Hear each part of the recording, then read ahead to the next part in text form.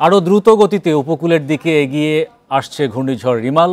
সন্ধ্যা ৬টার পর ৩ থেকে ৪ ঘন্টার মধ্যে দক্ষিণ পশ্চিমের মোংলা এবং খেপুপাড়া উপকূল অতিক্রম শুরু করতে পারে প্রবল ঘূর্ণিঝড়টি।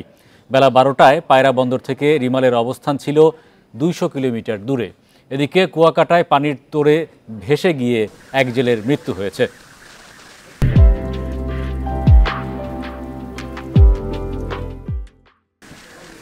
আবহাওয়ার জানানো হয়, এরই মধ্যে ঘূর্ণিঝড়ের অগ্রভাগ উপকূলে প্রবেশ করেছে।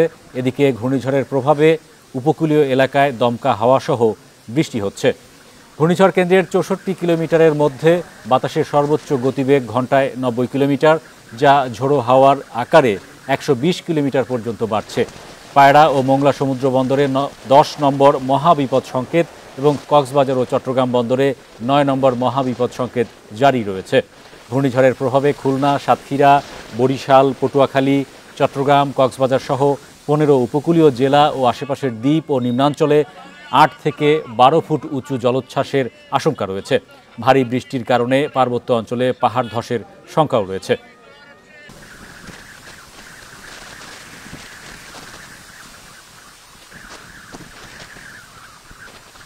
সন্ধ্যা ৬টা থেকে পরবর্তী ৩ থেকে ৪ ঘন্টার মধ্যে মংলার নিকট দিয়ে সাগর আইল্যান্ড এবং খেপুপাড়া উপকূল অতিক্রম করতে পারে।